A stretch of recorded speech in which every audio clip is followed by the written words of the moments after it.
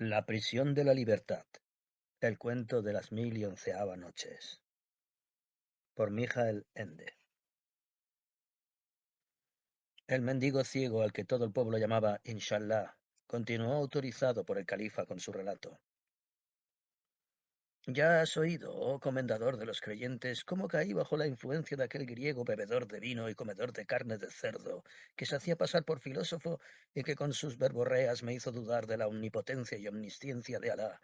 Alabado sea su nombre, y las verdaderas enseñanzas de su profeta, bendecido sea, haciéndome creer con todo tipo de artimañas que el hombre tiene voluntad propia y puede producir el bien y el mal según su propio criterio, por sí mismo. Pero eso es una blasfemia, porque significaría que la criatura puede tener la capacidad de sorprender a su creador, y que también para el Altísimo y único existente, un antes y un después, y que él no estaría por encima del tiempo, sino sometido a él, como todo lo que él ha creado. Pero tú, oh comendador de los creyentes, sabes bien que el hombre, en presencia del Eterno, alabado sea, no significa más que un grano de arena en el desierto, porque al igual que este soplado hacia aquí y hacia allá por el vendaval, y no se sostiene con sus propias fuerzas, la única voluntad es la de Alá. Su paz sea contigo, Señor, que nos mueve a realizar esto o aquello, y nada hacemos por propia decisión.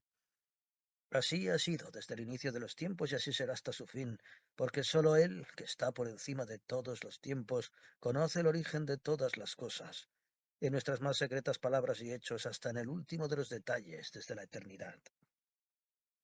Por eso, escucha, oh comendador de los creyentes, cómo la bondad y la severidad del Todopoderoso procedió conmigo para conducirme hacia la completa sumisión a su sagrada voluntad, permitiendo a Iblis, el farsante, atentarme y cegarme durante un tiempo concreto. Yo era entonces un joven en la flor de la edad y lleno de la vanidosa arrogancia que el veneno del griego había introducido en mi corazón. Creía deber toda mi suerte y mi riqueza a mis propias capacidades y a mi inteligencia como comerciante. Desperdiciaba mis días en disquisiciones filosóficas con aquel presunto maestro y amigo, y mis noches en siempre nuevos deleites. Creía poder prescindir del orden del mundo revelado por Alá a través de su profeta. No cumplía ya los preceptivos rezos y abluciones, y desatendía cada vez más los demás mandamientos de nuestra religión. Finalmente, fui incluso tan lejos como para ignorar el período de ayuno, incluso el día 27 de Ramadán, en el que se celebra el Lailat al-Qadr. Comí y bebí durante todo el día. Mis sirvientes se horrorizaron y huyeron aterrados ante la desgracia que atraje sobre mi casa. Yo me dediqué a reírme de ellos y decidí que cuando volviesen al día siguiente los haría azotar. En cualquier caso, aquella vez me encontraba a solas, además de borracho y somnoliento por mi desenfreno. Por eso, no sé decir de dónde salió aquella bella bailarina que de pronto se encontraba en mi diván. Yo no la había llamado, ni tampoco la conocía. Parecía como si se hubiese formado de repente con el humo del hachís que brotaba de mi narguilé. Ella llevaba un vestido hecho de velos negros con hilos plateados que dejaban entrever el brillo marfileño de sus bien formados miembros. Su rostro era como la luna llena, y sus labios no desmerecían frente a las rosas de Samarcanda. Su cabello, que caía suelto hasta sus corvas, tenía el color del plumaje de los cuervos, y sus manos y pies estaban enrojecidos por la henna. El aroma que desprendía su cuerpo era tan embriagador que creí tener un hurí ante mí. Cuando comenzó a girar su estilizado cuerpo con su danza, tintinearon sus pulseras doradas y los cascabeles plateados de sus tobillos sonaron como el canto de los grillos. Al mismo tiempo llegó, no sé de dónde, una música tan embriagadora y pasional, que no quise contenerme por más tiempo. ¿Quién eres, oh deliciosa joya del amor? Exclamé. Debes pertenecerme aunque me cueste todo lo que poseo. Dime qué deseas a cambio. De repente, sentí como si el mundo mantuviese la respiración y el tiempo se hubiese detenido. La bella llegó hasta mí, se arrojó de rodillas y se aferró a mis pies. Oh, señor, respondió ella con la voz de una paloma arrullando, solo te pertenezco a ti. Haz conmigo lo que tu corazón desee. Pero antes, júrame que solo es tu voluntad y la de nadie más la que sigues y seguirás siempre. Lo juro por el Todopoderoso, dije. Ella rió y enarcó sorprendida sus cejas, semejantes a las alas de una golondrina que aletea al viento. ¿Cómo puedes jurar por ese nombre? Me preguntó burlona. Si él es todopoderoso, sucederá todo según su voluntad y no según la tuya. Sutilezas, exclamé igualmente riendo. ¿Es que solo estoy rodeado de filósofos? Creo que tienes algo mejor que ofrecerme. ¿O quieres que me consuman mis deseos de amor? Quise atraerla hacia los almohadones de seda, pero se escapó ágilmente de mis manos como una serpiente. Primero, júramelo. ¿Qué o por quién he de jurar para darte satisfacción? Se acrecentaba mi impaciencia. Júramelo por la luz de tus ojos, ordenó, y los contornos de sus labios adquirieron un gesto cruel. Pero yo, rabioso por beber de la fuente de su jardín del paraíso, la obedecí. Entonces fue quitándose los velos uno a uno hasta que ninguna parte de su cuerpo blanco como la leche quedó oculto a mi mirada. Se acercó y se inclinó sobre mí, y su cabello negro como la noche nos ocultó a ambos como bajo una tienda. Acercó su rostro al mío, y entonces pude ver que las pupilas de sus ojos eran hendiduras verticales, en las que tremolaba una luz verde, y cuando abrió sus labios para besarme salió una lengua larga y bífida.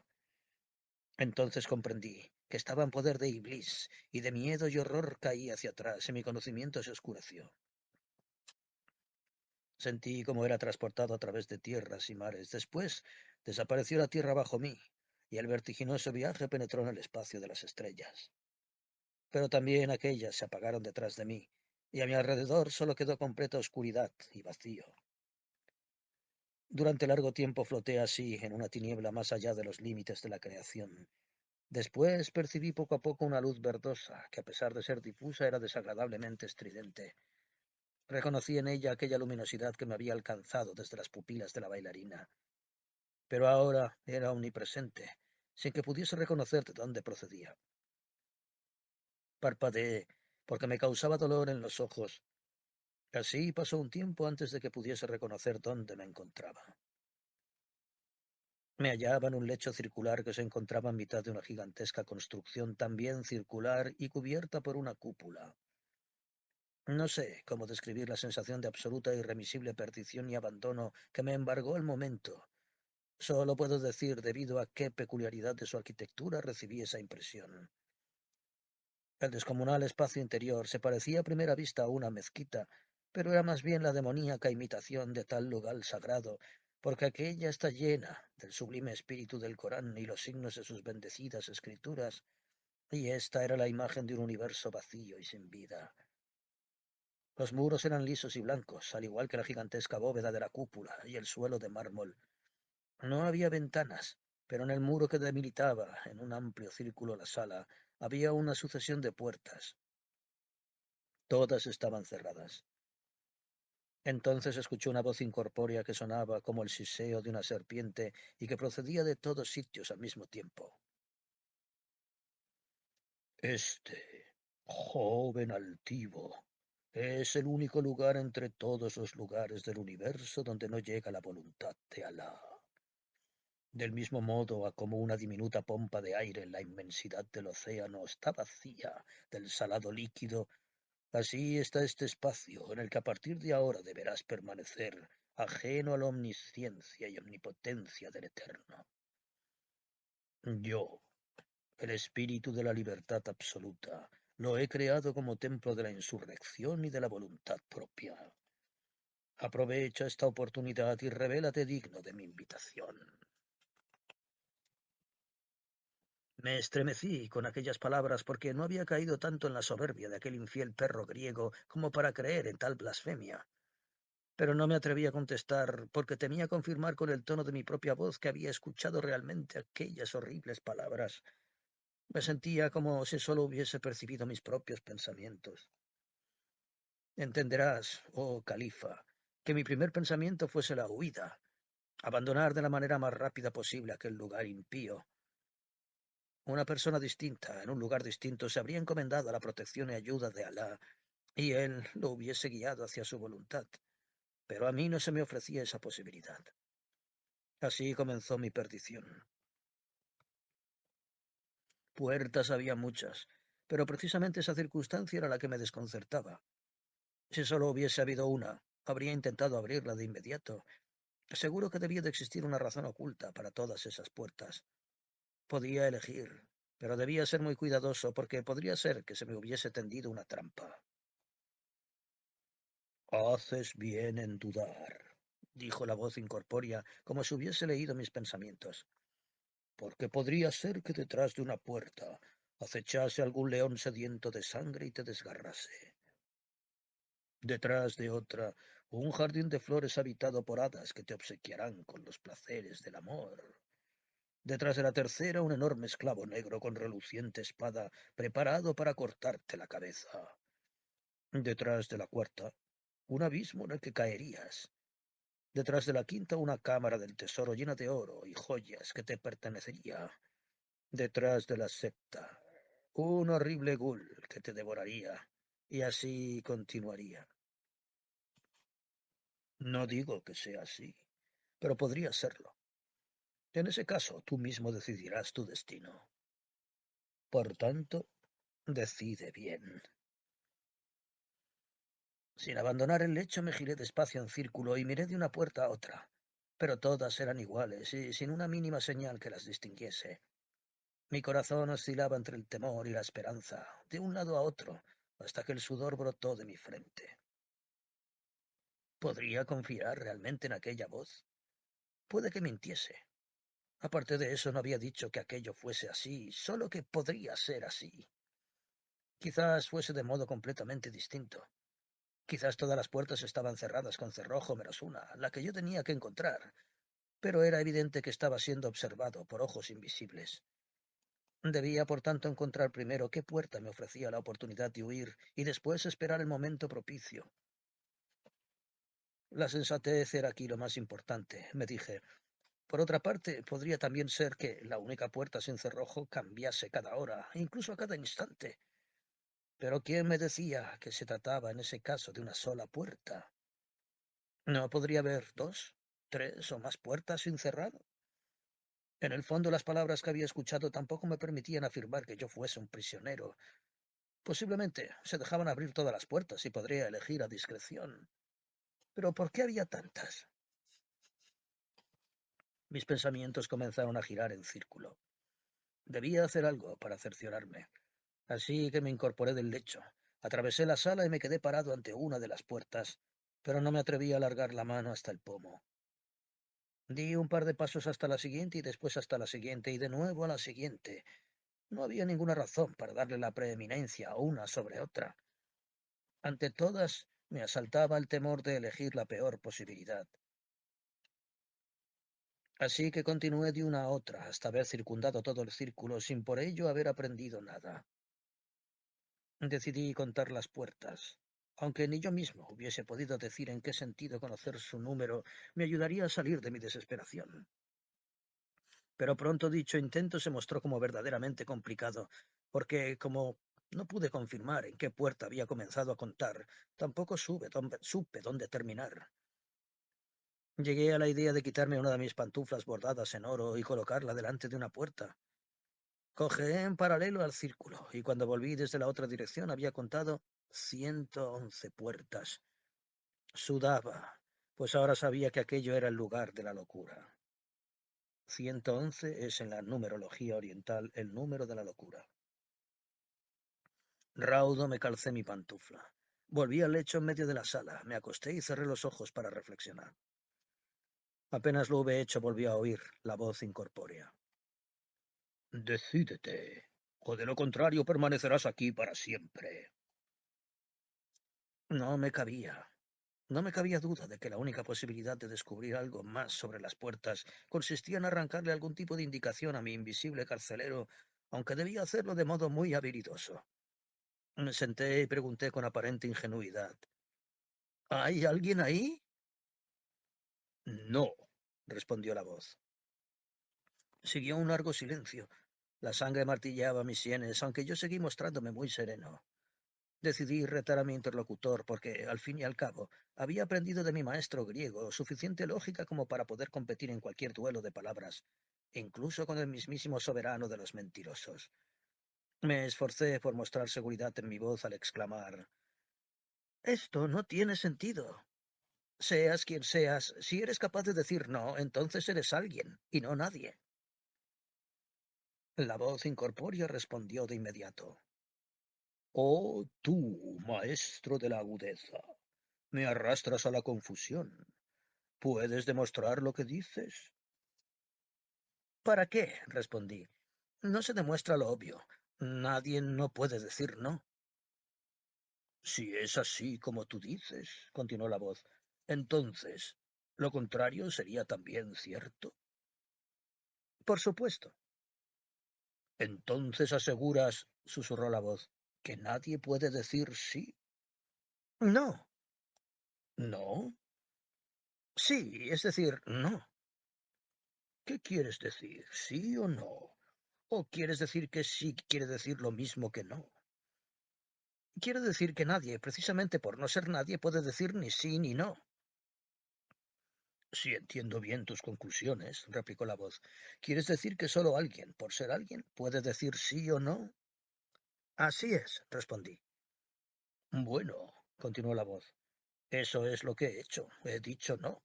¿Por qué entonces me acusas de decir algo absurdo?». «Porque», dije fatigado, «nadie puede responder a la pregunta de si hay alguien con un no sin contradecirse». «Perdóname, oh caudillo de las ideas», escuché a la voz, «pero ¿no sería mejor decir que eres tú el que se contradice? Hace un momento me has explicado que nadie puede decir ni sí ni no». «No es eso lo que pienso». «¿No piensas eso? ¿Qué piensas entonces?». Me tapé los oídos, pero seguía oyendo la sibilante voz. Me perforaba el cerebro. «¿Por qué dices continuamente lo que no quieres decir? ¿O quieres decir que tú mismo desconoces lo que piensas? Explícamelo, por favor». «Quizá te sorprenda, oh califa, que mi invisible torturador intentase confundirme de modo tan ridículo, pero el maligno tiene muchas formas de tentar a los hombres y quebrantar su resistencia, y una de las más efectivas es el método de la moscarda, que no te hace daño, pero te vuelve loco por su tenacidad al volver una y otra vez a la cara, a las manos, y en cada intento de machacarla te das a ti mismo un bofetón». No me ayudó esconder mi cabeza bajo los cojines sedosos del lecho. No había manera de acallar a la voz. Cuando yo no respondía, ella repetía su última pregunta de nuevo cientos, miles de veces, siempre constante, incorpórea y sin alterar la entonación.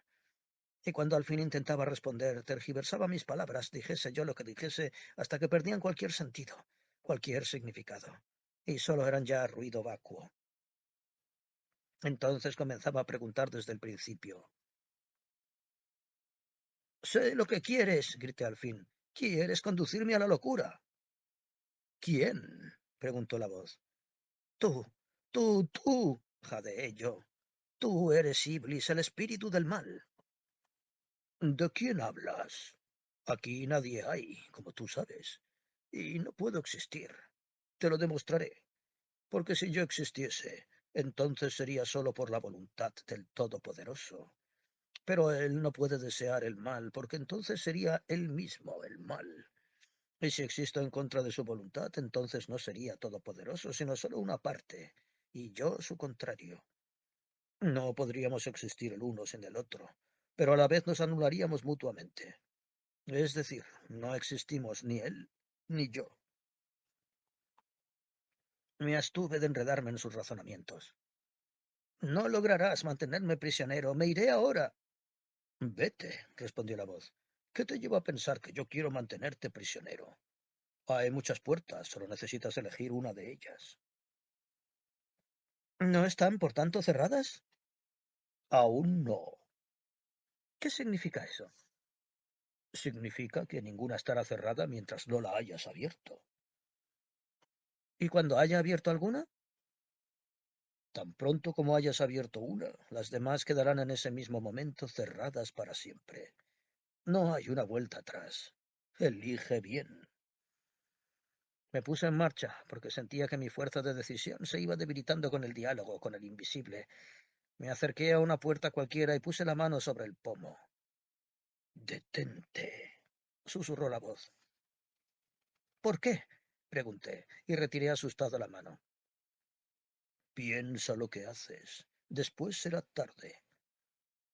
¿Por qué no está? ¿Acaso te lo he desaconsejado?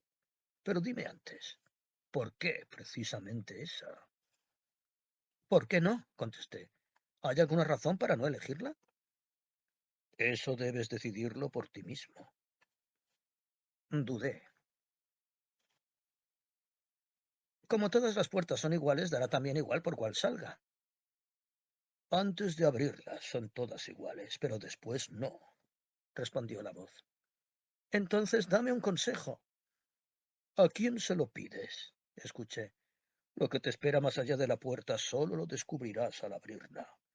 Al mismo tiempo, dejas pasar la oportunidad de descubrir lo que te habría esperado detrás de las demás puertas, ya que permanecerán cerradas para siempre. En ese aspecto, tienes razón cuando dices que da igual la que elijas. ¿No hay, por tanto, ninguna razón para tomar una determinada decisión? Exclamé al borde de las lágrimas. Ninguna otra razón, repitió la voz, que la que tú mismo decidas por tu propia y libre voluntad. Pero ¿cómo puedo tomar la decisión si no sé hacia dónde me conduce? Grité desesperado. Se pudo escuchar entonces un ruido que se asemejaba a una carcajada incorpórea. ¿Alguna vez lo has sabido? Sí, toda tu vida creíste tener razones para decidirte por esto o lo otro, pero en realidad nunca pudiste prever si realmente sucedería lo que esperabas. Tus buenas razones no han sido siempre otra cosa que sueños e ilusiones, como si fueran imágenes pintadas en esas puertas que te pudiesen hacer errar con falsas indicaciones. El hombre es ciego, y todos sus actos son actos en la oscuridad. Uno celebra su matrimonio y no sabe que 2 días después será viudo. Uno quiere colgarse por preocupación y necesidad y no sabe que ya está en camino el mensaje que lo hará un hombre rico. Uno huye a una isla desierta para escapar de su asesino y precisamente cae allí en sus brazos. ¿No conoces la historia de la herradura que Sherezade le cuenta al sultán? La conozco, añadí raudo. Pues por eso se dice que todo lo que decide el hombre ha sido ya esbozado desde los inicios del mundo por el plan maestro de Alá. Él es, se dice, quien te dicta cada una de tus decisiones, sea esta buena o mala, necia o sabia, porque él te guía según su voluntad como a un ciego. Todo es Kismet, se dice, y eso sería una gracia enorme, pero aquí estás alejado de esa gracia, y la mano de Alá no te guiará. Me levanté y volví a dirigirme a la fila de puertas, hacia la izquierda, puerta tras puerta tras puerta, y después hacia la derecha, puerta tras puerta, y no pude decidirme. El exceso de posibilidades y la carencia de necesidad me paralizó. Entonces pronuncié los siguientes versos. Prisioneros estamos arbitrariamente condenados a elegir entre incontables incertidumbres que nos atormentan al vivir. ¿Cómo podría un hombre alguna vez con sabiduría decidir cuando los conocimientos del futuro le han de faltar? Mas si los poseyese, fijado su paso habría de estar, porque si todo está determinado no puede elegir. Solo en el Señor de todos los mundos ese conocimiento ha de residir. Él conduce los astros y dirige a su antojo nuestras almas. Después de interminables horas de andar en círculo, el agotamiento me arrojó sobre mi lecho. A menudo yacía allí muchos días y noches inmóvil, deseando estar muerto para escapar al fin de la voz incorpórea que no cesaba de exigirme que tomase una decisión. Cuando digo días y noches, no debe ser entendido de modo literal, porque allí no había nada que hubiese posibilitado medir el tiempo y determinar tal sucesión. Aquella difusa luz verde que provocaba dolor en los ojos nunca cambiaba. De vez en cuando caía en un ligero sueño hasta que la susurrante voz me despertaba a la conocida tortura de tomar una decisión imposible.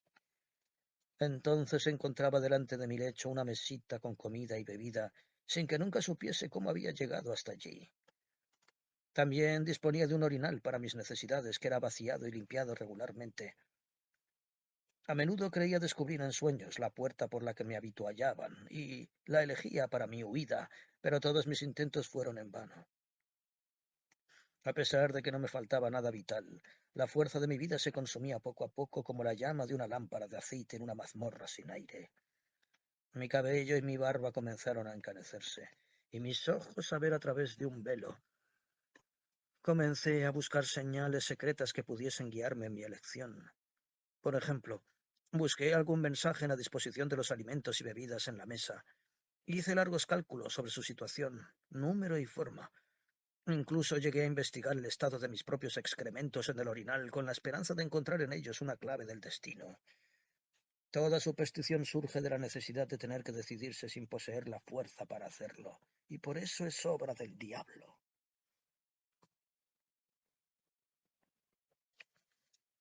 Resulta evidente, oh comendador de los creyentes, que nada de aquello me podía ayudar, porque lo que creía ver por un lado como indicios y suposiciones, aparecía por otro como indicios y suposiciones opuestas.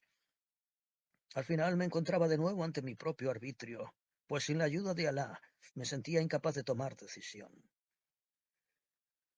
No me sucedía de otro modo, a como el asno de Abu Ali Dan, que murió entre dos montones de heno porque atraído por igual por los dos, no supo decidirse por ninguno. Solo que yo no iba a morir de hambre, y mis posibilidades de elección eran muchas, algo que me dificultó aún más el asunto. Durante mis continuos paseos en círculo, puerta tras puerta, hacia la izquierda y de nuevo puerta tras puerta, a la derecha, escuchaba con atención a la voz incorpórea para tratar de descubrir en una mínima variación de su tono cuál era el pomo que debía abrir o el que no debía tocar en ningún caso. Imploré desconcertado, gemí como un perro apaleado. Me humillé de un modo inimaginable ante mi invisible guardián de la prisión, quien en realidad no me mantenía prisionero, solo para moverlo a que me aliviase un poco la insoportable carga de tener que decidirme. Pero el torturador continuó jugando su maligno juego con mi desvalimiento. Escucha, dijo, es demasiado tarde ya para todas tus súplicas. Incluso si te dijese que tomases esta puerta o aquella, tendrías que convencerte a ti mismo de si deberías confiar en mí o desconfiar, de si debes seguir mi consejo o mejor no.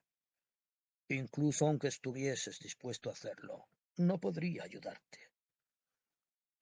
Inténtalo, por lo menos. Bien, entonces. No quiero que puedas decir que te he negado una oportunidad. Adelántate 72 puertas. Seguí a lo largo de la fila de puertas y conté con cuidado. Cuando llegué a la 72 me paré sin aliento. ¿Es esta? Apremié. Has andado hacia el lado izquierdo, respondió la voz, pero me refería a la 72 en la dirección contraria. Anduve, por tanto, esta vez contando al revés hacia la derecha hasta llegar a la primera. Me puse en marcha en la misma dirección, contando ahora hacia adelante hasta alcanzar de nuevo la 72. ¿Esta? Pregunté. No, respondió la voz. Has olvidado la cero y por tanto contado mal. No puede haber una puerta cero, exclamé. No, fue la respuesta. ¿Quieres que te lo demuestre? No, no. Entonces vuelve a empezar de nuevo. Pero como me había equivocado, no pude encontrar con total seguridad la primera puerta. ¿Había contado una de más o de menos? La voz no quiso revelármelo. Precisamente por eso estaba ahora completamente convencido que había perdido a la ligera la única indicación útil. Había tenido en la mano una parte de la solución y se me había escapado por ingenuo. Lágrimas de ira y de decepción brotaron en mis ojos y golpeé mi frente repetidas veces contra el suelo. ¿Dónde debo empezar? Exclamé. Donde quieras, fue la respuesta. Pero tú me has dicho que fuese a la puerta 72.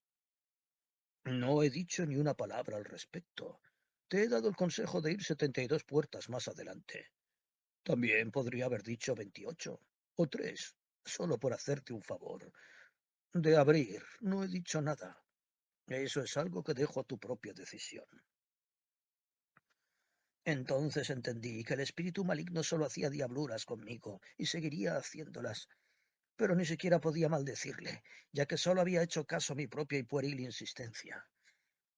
A partir de ese momento enmudecí y no respondí más a la voz, aunque continuase hablando. No quiero cansar tu oído, oh comendador de los creyentes, ni agotar tu paciencia alargando demasiado el final de mi historia. Del hecho de que hoy esté aquí y te pueda hablar se desprende que el misericordioso, alabado sea su sagrado nombre, no decidiese dejarme para siempre en aquel lugar impío, aunque aún sea incapaz de decir si fueron años, decenios, siglos o solo un instante lo que pasé allí donde no existe el tiempo. Mi barba y mis cabellos se habían vuelto blancos como la nieve, mi piel arrugada y mi cuerpo viejo y decrépito, tal y como ahora me ves ante ti, oh califa. Agotado por la incesante e inútil lucha contra las cadenas de mi libertad, había llegado a un punto en que ya no esperaba ni temía nada, no deseaba nada y de nada huía. La muerte me resultaba tan bienvenida como la vida. El honor no tenía más valor que la ignominia, la riqueza tan indiferente como la pobreza. No quería seguir haciendo distingos, porque en aquella inmisericordia luz, lo que los hombres anhelan y lo que temen, me parecían ambos por igual un insustancial artificio. Al mismo tiempo, mi interés en las puertas fue desvaneciéndose. Realizaba mi paseo cada vez con menor asiduidad, puerta tras puerta hacia la izquierda, después de nuevo puerta tras puerta hacia la derecha, hasta que finalmente me abstuve por completo y apenas les dirigía la mirada. Así que no me di cuenta de inmediato de que sucedía una pequeña variación en las puertas. Pero un día, al despertarme, no se podía obviar. Su número se había reducido significativamente. Utilicé de nuevo como señal una de mis pantuflas, que a esas alturas estaba completamente desgastada, y las conté. Solo quedaban 84. Desde ese momento lo efectué como rutina habitual tras cada despertar, y cada vez había menos puertas, aunque no veía nunca cómo desaparecían y nunca era posible después reconocer alguna huella en el muro circular. Parecía como si la puerta desaparecida nunca hubiese existido. Quizás tú, Señor de todos los creyentes, después de todo lo que has escuchado, sospecharás que para mí, al haber perdido todo temor, toda esperanza, debería haber sido un alivio levantarme y abrir cualquiera de las pocas puertas que quedaban. Pero sucedió lo contrario, precisamente porque todo me daba igual. No hubo en principio ninguna verdadera razón para tomar una decisión. Si al principio había sido el miedo ante una salida incierta lo que me había paralizado, al final era la indiferencia ante todo lo que me pudiese suceder la que me hacía imposible tomar una decisión. Cuando finalmente solo quedaron dos puertas, en lugares opuestos de la sala abovedada, pude comprobar con distante interés que en el fondo venía a ser lo mismo poder elegir entre innumerables posibilidades o entre solo dos. Ambas cosas eran igual de imposibles. Solo cuando quedó únicamente una puerta, reconocí que tomaría, quisiese o no, una decisión, en concreto entre quedarme o marcharme. Me quedé. Cuando desperté la vez siguiente, no quedaba ninguna puerta. El muro estaba liso y blanco en toda su extensión. Y solo entonces enmudeció también al fin la voz incorpórea. Me rodeó un silencio absoluto y eterno. Estaba seguro de que a partir de ese momento jamás cambiaría algo, que había alcanzado el estado definitivo de estar para siempre ajeno a todos los mundos terrenales y celestiales. Entonces me tapé la cara, lloré y pronuncié estas palabras. Te agradezco, misericordioso, altísimo y divino, que me hayas sanado de cualquier autoengaño y me hayas extirpado para siempre la ilusión de libertad. Ahora que ya no puedo ni tengo que elegir, me resulta un alivio escapar para siempre a todo egoísmo y entregarme a tu sagrada voluntad sin renegar y sin necesitar justificarlo. Como ha sido tu mano la que me ha conducido a este calabozo y me ha encerrado para siempre entre sus muros, lo acepto. Nosotros, humanos, no podemos permanecer y no podemos partir, a menos que tú nos otorgues la gracia de la ceguera por la que tú nos guías. Renuncio para siempre a la locura de la libre voluntad, porque es una serpiente que se muerde la cola. La libertad absoluta es la falta absoluta de libertad. La divinidad y sabiduría absoluta solo existe en Alá, el Todopoderoso y único, y más allá de él no hay nada. Después caí en un estado similar a la muerte, pero cuando volví en mí, quién sabe cuánto tiempo después, me encontré aquí, como el mendigo ciego bajo la puerta de la ciudad de Bagdad, donde tú, comendador de los creyentes, has escuchado hoy mi historia. Desde ese día llevo el nombre de Inshallah, y así me llama la gente. El califa contempló asombrado al mendigo y después dijo: Maravilloso, realmente maravilloso. Tu historia debe ser escrita. Pídeme un regalo, lo que desees te lo daré. El ciego alzó sus lechosos ojos blancos hacia el comendador de los creyentes y respondió sonriente: Alá quiera recompensar tu generosidad, oh señor, pero ¿qué has tú de darme si poseo lo más elevado que pueda concedérsele a un hombre? Cuando el califa escuchó esas palabras, se asombró aún más y cayó durante largo tiempo. Por fin le dijo a su visir: Me parece que lo que le ha sucedido a este fue una providencia de Alá, alabado sea su nombre, para conducirlo al único reino verdadero. También yo lo creo, oh señor, respondió el visir. Pero si es así, continuó el califa, dime una cosa. Cuando Iblis, el embustero, te explicó que esa prisión de la libertad era un lugar que estaba más allá del poder absoluto de Alá, como una pompa de aire en el océano, ¿mintió o dijo la verdad? Ni mintió ni dijo la verdad, oh comendador de los creyentes, respondió el visir. ¿Cómo ha de entenderse eso? Preguntó el califa. Si realmente hay un lugar que escapa a la voluntad del Todopoderoso, dijo el visir, solo podrá verlo por la voluntad del Todopoderoso. Pero precisamente está presente su voluntad, porque sin él nada puede existir. Tampoco ese lugar. También su ausencia es su presencia. En la perfección del Altísimo no existe la contradicción, a pesar de que así le parezca al limitado espíritu del hombre. Por eso, también Iblis, el embustero, debe servirle a él, y no puede existir sin él. Ciertamente, ciertamente, exclamó el califa, Alá es Alá y Mahoma su profeta. Y se inclinó ante el mendigo y se marchó sin haberle dado una limosna. Inshallah, a pesar de ello, sonrió